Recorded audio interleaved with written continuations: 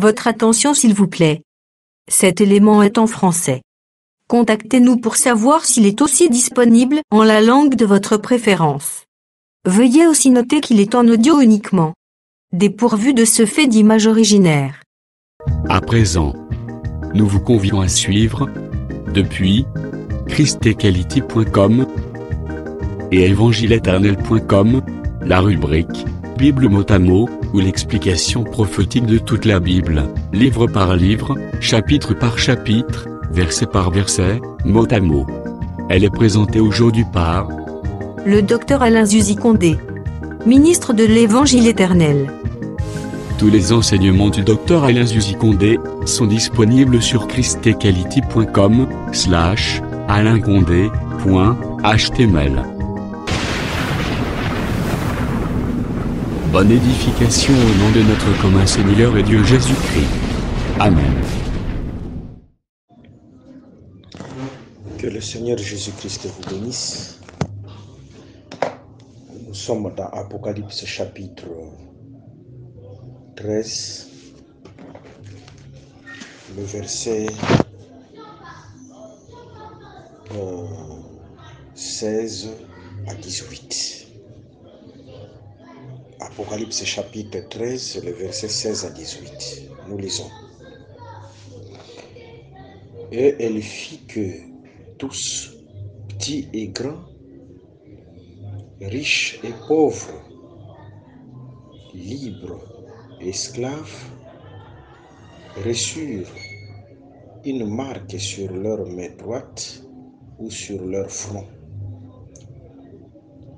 et que personne ne put acheter ni vendre sans avoir la marque, le nom de la bête ou le nombre de son nom.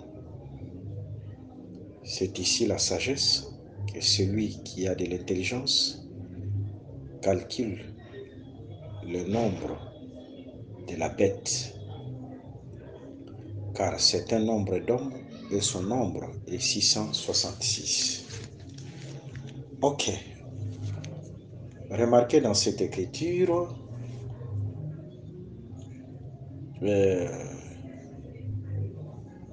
nous voyons comment la bête a le pouvoir sur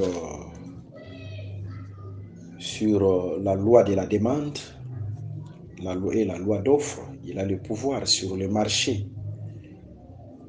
c'est-à-dire l'achat et la vente.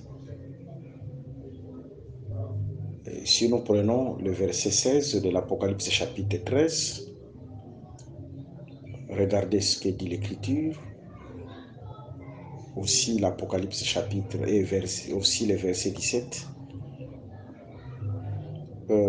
Et que personne ne put acheter ni vendre sans avoir la marque, le nom de la bête ou le nombre de son nom.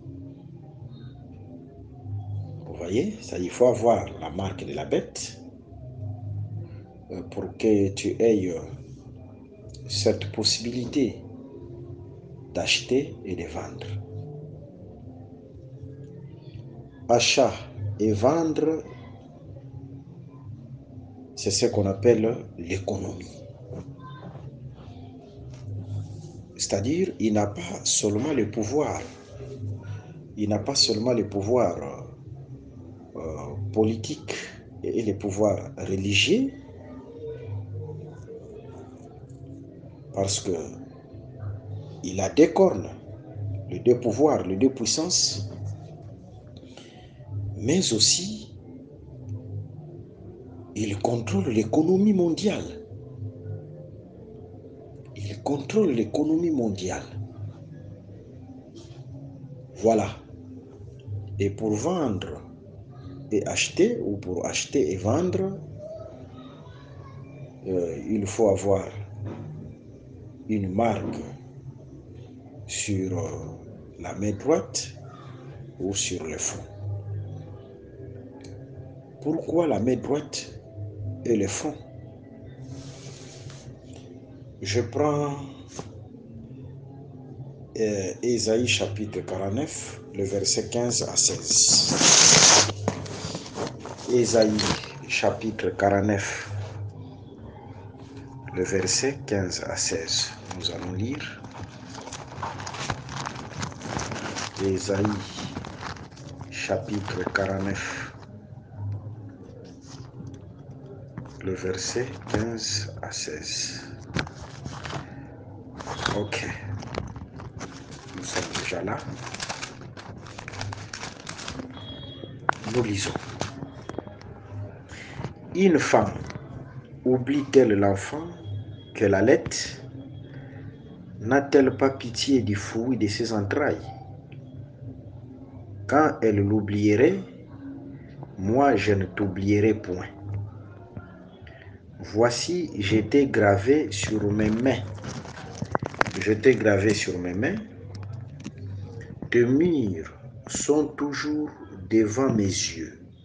Devant mes yeux, c'est ça le front. Voyez, ici, l'Éternel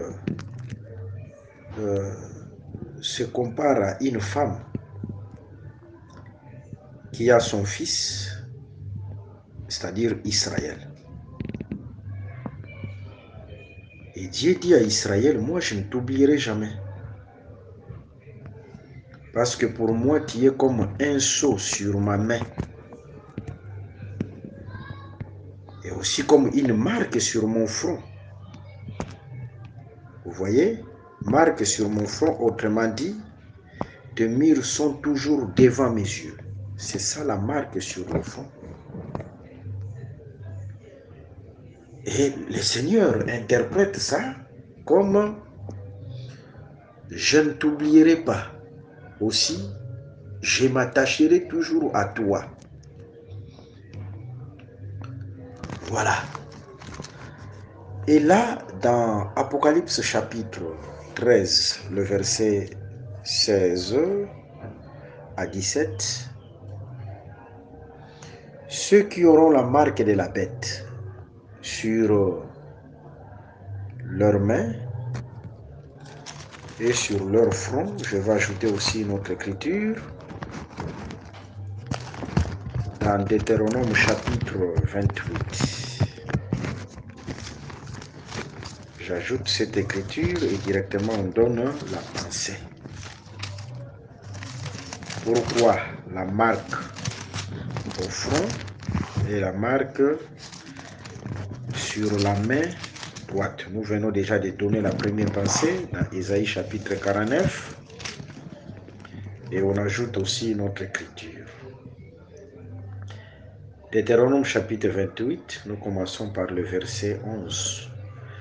L'Éternel te comblera de biens en multipliant les fruits de tes entrailles, le fruit de tes troupeaux, le fruit de ton sol, dans les pays que l'Éternel a juré à tes pères de te donner. L'Éternel t'ouvrira son bon trésor, le ciel, pour envoyer à ton pays la pluie en son temps et pour bénir tout le travail de tes mains. Vous voyez, si on parle de la main, on voit aussi le travail. Dans Deutéronome chapitre 28, le verset 12, la main c'est aussi le travail. Vous voyez? C'est-à-dire, la marque sur la main, l'Antichrist contrôle ton travail. Vous voyez? C'est-à-dire, tout ce que tu feras, c'est lui qui contrôle l'économie mondiale, c'est ça le travail. Alors, ton travail est attaché. C'est-à-dire, c'est ça, en d'autres termes de langage, c'est-à-dire pour travailler, il faut avoir d'abord sa marque. Je vais donner aussi quelques détails là. C'est-à-dire, pour travailler, il faut avoir sa marque. Sa marque, il faut être attaché à lui. Vous voyez? C'est-à-dire, la marque, c'est aussi l'attachement. L'attachement. Vous savez, aujourd'hui, nous avons une marque. C'est la marque du Seigneur. Nous portons la marque, les sceaux de Dieu. Nous, les enfants de Dieu, nous portons les sceaux de Dieu. Là, c'est Ephésiens chapitre 4, le verset 30 à 31. Et les sceaux de Dieu, c'est son esprit. Nous avons les sceaux de Dieu. C'est ces sceaux-là qui fait que nous soyons attachés à Dieu. C'est ces sceaux-là qui fait que tout ce que nous faisons, c'est pour Dieu, c'est pour Jésus. Vous voyez? Alors, avec les sceaux, ces gens-là seront attachés à la bête, portant les sceaux de la bête, ils seront attachés à la bête. Vous voyez? En tout et pour tout, ils seront attachés à lui. Sur le front, cela veut dire qu'ils ne vont pas oublier la bête. C'est-à-dire, la bête, c'est l'objet de leur pensée, en d'autres termes. Les sceaux la marquent sur leur front, c'est-à-dire, la bête, c'est l'objet de leur pensée. Voyez, sur leur main, c'est-à-dire, ils vont s'attacher à la bête. Même par rapport à leur travail, ils s'attacheront à la bête. Attachés à la bête. Voilà, Isaïe dit, vous êtes comme une marque, un sceau sur ma main, et aussi une marque, un sceau sur mon front, pour dire que je ne vous oublierai jamais. C'est-à-dire, ces gens-là qui auront la marque de la bête n'oublieront jamais la bête. Ils seront toujours attachés à la bête, à l'Antichrist. Voilà. Et continuons la lecture. Apocalypse chapitre 13. Nous continuons la lecture. Le verset 18. C'est ici la sagesse, que celui qui a de l'intelligence calcule le nombre de la bête, car c'est un nombre d'hommes et son nombre est 666. Vous voyez? On dit ce nombre-là, celui qui a de l'intelligence calcule le nombre de la bête. Et c'est un nombre d'hommes et son nombre est 666. Oui? On exige pour celui qui a la sagesse, parce que ce n'est pas n'importe qui calcule. C'est seulement celui qui a de la sagesse. Et dans Ecclésiaste chapitre 8, le verset 1er jusqu'en bas, la sagesse veut dire l'explication des choses. C'est ça la sagesse, c'est la lumière, c'est l'explication des choses. C'est ça la sagesse. Pour dire tout simplement, calculer veut dire expliquer, parce que ça demande de la sagesse. Pour calculer, ça demande de la sagesse, et la sagesse veut dire explication. C'est-à-dire, calculer, ça veut dire expliquer. Vous voyez, c'est comme dans Daniel chapitre 2, il y avait une équation, et on cherchait celui qui devait calculer, c'est-à-dire celui qui devait expliquer. Le roi a veillé son songe et il a oublié ses songes, le roi Nebuchadnezzar. Et il cherchait celui qui devait rappeler ses songes et donner l'explication. Rappeler les songes et en donner l'explication. Vous voyez, c'était tout un calcul. Expliquer là, ça veut dire calculer. Parce que ça demande de la sagesse. Et Daniel qui est venu expliquer, c'est lui, l'homme sage, c'est lui qui sait calculer. Même moi aussi pour Joseph, concernant les songes de Pharaon. Même Daniel, dans Daniel chapitre 5, il fallait qu'il puisse expliquer ce que la main a écrit sur la muraille. Vous voyez, personne ne pouvait expliquer. C'était tout un calcul, parce que calculer, c'est expliquer. Voilà un peu. Et l'Écriture précise, car c'est un nombre d'hommes, avant même le nombre d'hommes, que celui qui a de l'intelligence calcule les nombres de la bête. Ok. Je commence par le verset 17, parce que ça c'est le verset 18.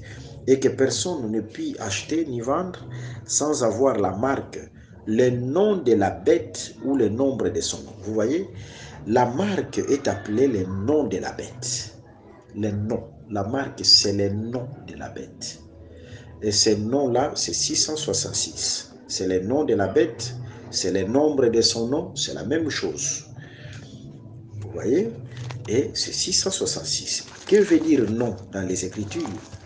Je prends Jean. Jean chapitre 17, le verset 6. Jean chapitre 17, le verset 6, nous disons: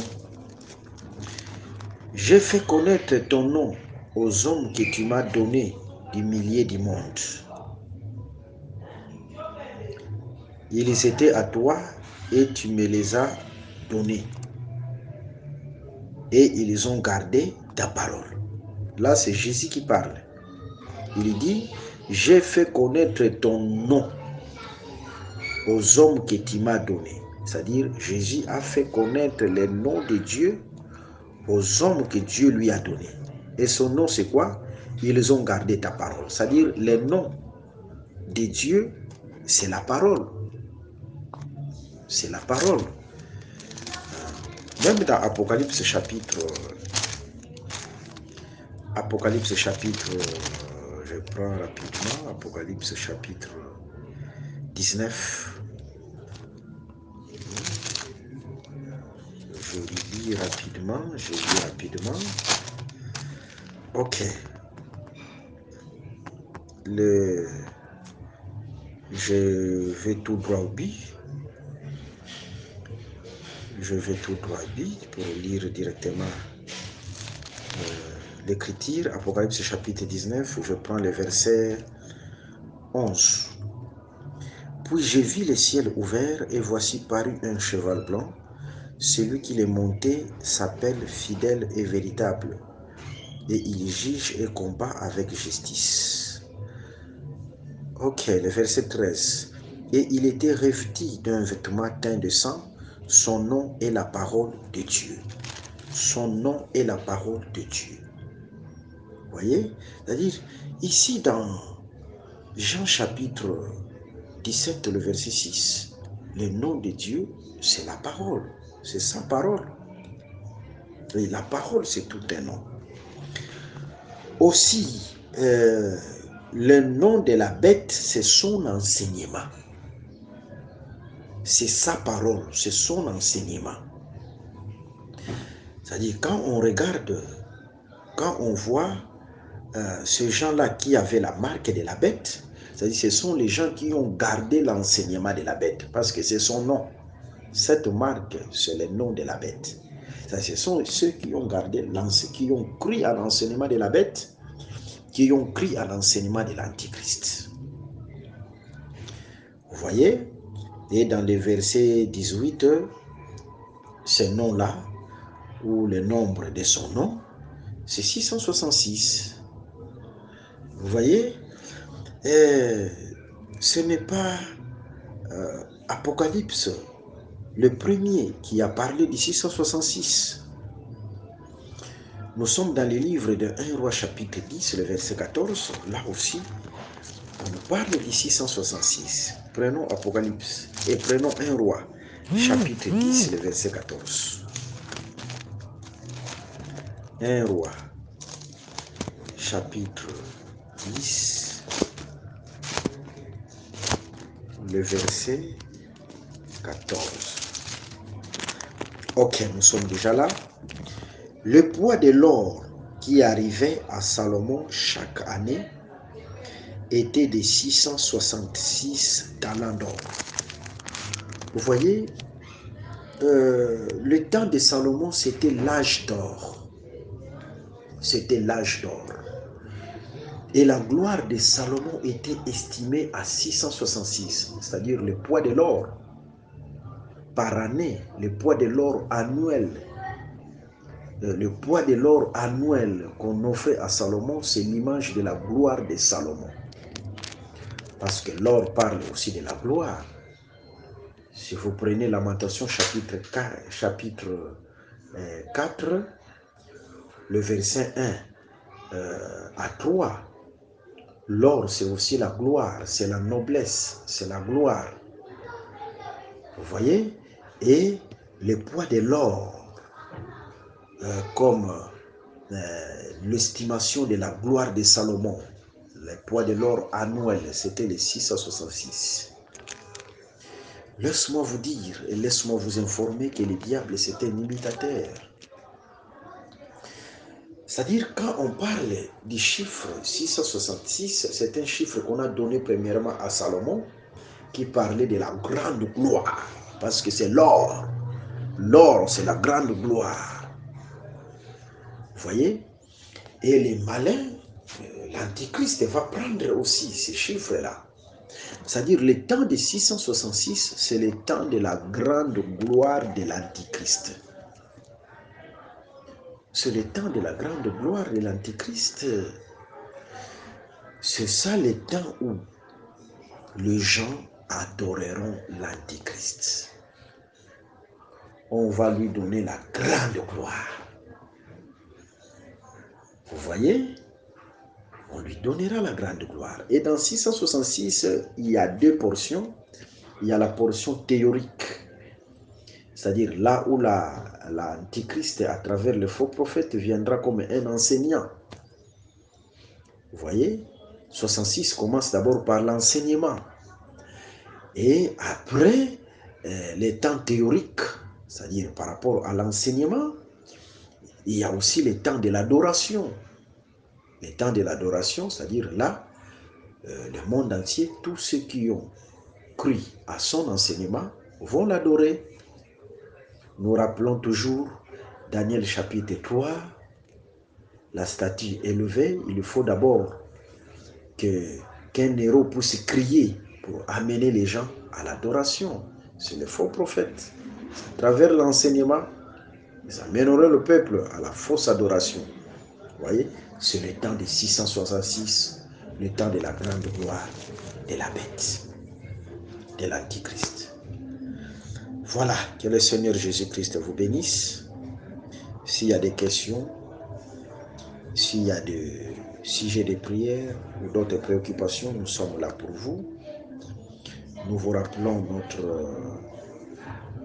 numéro, mais avant cela, vous pouvez suivre tous nos enseignements dans notre site internet évangile-éternel.com. Notre numéro, c'est plus 243 81 28 55 419.